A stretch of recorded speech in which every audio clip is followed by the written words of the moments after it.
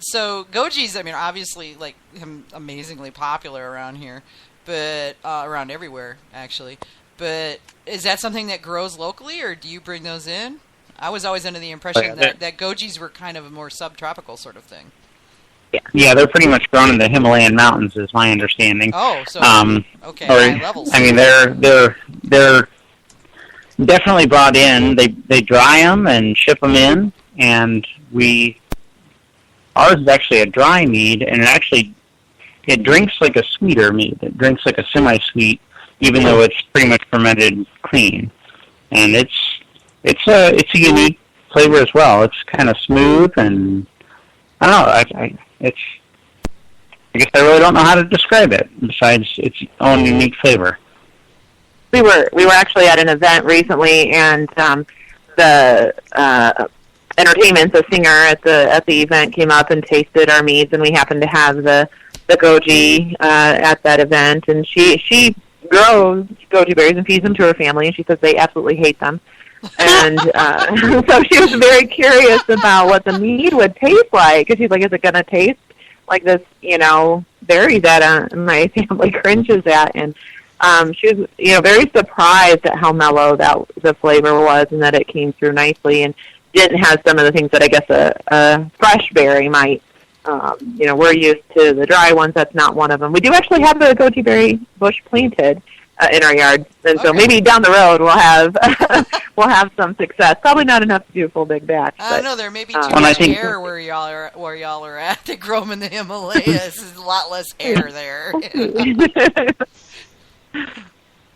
Well, and I think that's the difference too. Adding it to a fermentation, it changes the flavor profile, versus just eating the berry fresh off the plant. So berries that might not be something you would normally consume straight off the plant, with a fermentation and with honey, really can shine through really well. And you're using that local, really light honey that you were talking about, right? Yes. Yeah. Yep. Okay. And did you say that one was dry? The goji? Yeah, this one we ferment all the way dry. Oh, okay.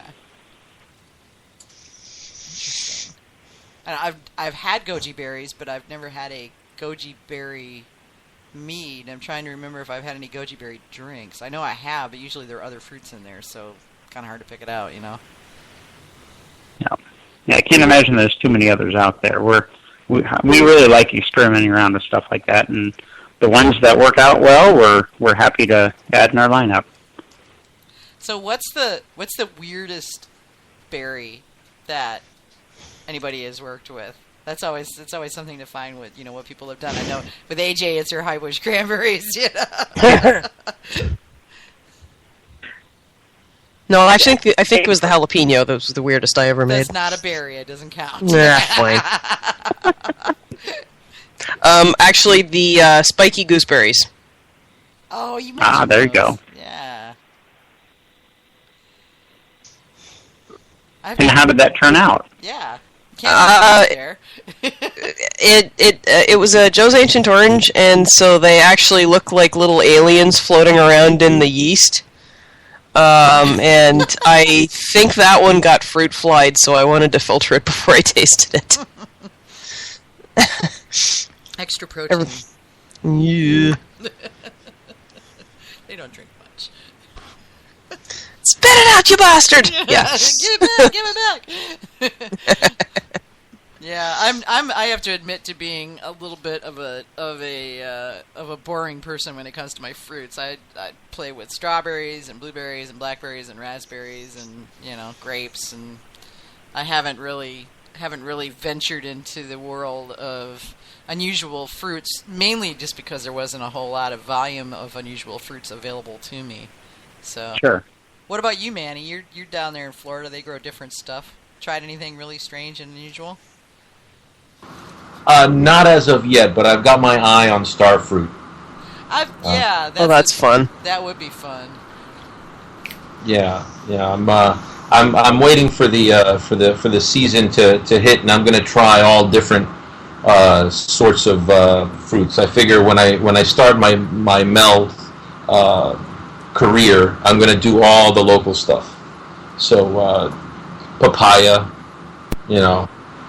star fruit, and that I forget what they call it. That we get a lot of them here. Dragon fruit. Dragon fruit. Have you seen this? They're popular. Yeah, I see them in the stores sometimes. They're popular with in drinks nowadays. You see a lot of that in drinks. It's also popular as a supporting fruit for. I just don't find they taste like anything. Me neither, and I think that's why It's they use like, it as a supporting fruit. It's like prickly pears. I don't find they taste like anything either. They're just really pretty. They are pretty, yeah. Yeah, yeah, and we've got for some reason growing wild all over the beach. We've got something they call Chinese melon. Have you guys ever seen this? I've heard of It's it. It's small. It's about I would say about the size of a silver dollar around. And then if you when you pick it from the bush, it's very, very sour, and then it kind of pops open and looks like a flower if you leave it on the counter. But the sour I liked, so I figure I'm gonna give it a shot because they're all over. I can just pick them from the local fences, you know. Oh wow! What about you, Haim? All right, anything down your way that wasn't trying to kill you? Nice. Yeah. Haim, you there? Nah, we must have Yes, we've lost Hamish. Must have lost Hamish. He's still Something ate him. Fruit got him. Yeah, he lives in Australia. Something killed him. He's on the phone. Oh, okay. Oh, okay. Yep. That thing. Yeah. That old thing. That old thing. Yeah. So yeah, I don't know. I mean, I think fruit is just interesting. Have you guys played at all, Wayne, with mixing different fruits in some of your commercial meads, or are you still going with single fruit meads at this point? Well, we're starting to mix a few. We really like adding lemon to different fruits. We're going to do a raspberry lemon. We're going to actually mix lemon with some elder flowers, which would be I guess a methaglen. Yeah. Methomel. And yes, methomel. Sorry. No, that's okay. That's how I think of them. I don't think there's any. No, it's a good new term. Yeah.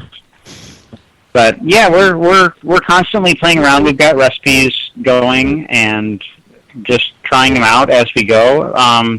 Commercially, I think right now I like sticking with single fruits. We'll mix a few. We're going to do a mixed berry melomel, and probably try a few others coming up soon. But we tend to work with whatever we have the best fruit available. Here we've been working with some really good farmers. We have a really good elderberry source, so we're going to try a few different ones with that. Wonderful aronia around here. We're going to do some sizers this fall, and we'll probably do some experimentations. Kind of stay tuned and see what we come up with. Very cool. Are you more towards? I tend to be in the semi-sweet zone with most of my mels. I'm not a big dry mead person, although I'm starting to change my observations in that place as I've tried more and more really excellent dry meads. But are you guys? Do you have more of a inclination towards drier or sweeter or somewhere in between? Well, I tend to prefer dry, but typically in the Midwest, most wineries in the Midwest tend to be a little bit on the sweeter side. Really? I didn't know that. But I really like dry meads, and when I say dry, I say it from like a scientific standpoint where there's low residual sugar. Yeah. I like dry meads that taste a little bit sweeter than what they should. And so, like this goji that I'm drinking tonight is really it to me drinks like a semi-sweet, but yet it's very, very low in sugar. Yeah. Or honey. I find the same thing with red currants. There's a perception of sweetness from the fruitiness, I guess. Yep. That's it's not actual sugar. It just makes you feel like it is. Mm-hmm. I've had people taste melomels that are dead dry that they say are sweet because of that perception. Yep. And it's like, no sugar in there, scientifically shown, no sugar. And they're like, yes, but it's sweet. No, it's not. It just tastes like it is. That's the way. And and it's funny. Not all fruits do that. You take a strawberry dead dry, and there's no perceived sweetness left in a strawberry. If you take it dead dry, that's why I believe that a strawberry needs just a touch of sugar left. Yep, some definitely need it. It needs that support, and it's interesting how many fruits do or don't, to that. I'm always interested to see what people do with some of the super high sugar fruits, because there's a huge perception of sweetness there. Even when you take like pineapple or something like that, banana is another one that there's so much sugar in them that even when you burn them all the way dry, it still feels like they're sweet. Well, I find that happens with a well balanced traditional as well. It doesn't have to have fruit in it. I mean, a well balanced traditional will be dead dry, and everybody will swear it tastes like sweet honey. And that's where a good traditional, where you want to get to is where it is balanced like that. I've had too many, unfortunately, that were dead dry, which is boring. I mean, just dead. Just dead. Yeah, I mean they're one-dimensional. So that's the big thing.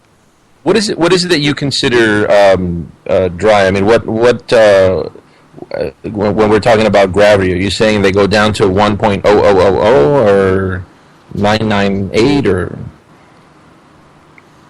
For me, anything under 1 is dry. Maybe a hint above it would be off dry, but anything under 1 is really what I consider dry. And of course, I mean, if you're going to enter in competitions, dry is based on perception, tannic structure, and everything like that too. But for me, scientifically, anything at 1 or below is dry. Yeah, I'm in the same boat. Anything below 1 is a little too dry for me most of the time. Yeah. Yeah. But sometimes it really doesn't take much to make it better. No, it really doesn't. Yeah, that was one of the things I noticed with the chocolate mead. It didn't need much, but it needed something. We have a chocolate that we do, and it too is one of our dry ones, and we add a touch of vanilla to it to give it a little bit of more flavor. Yeah, I can see that. Better, yeah, that would work. Yeah, the perception of sweetness. Mm-hmm.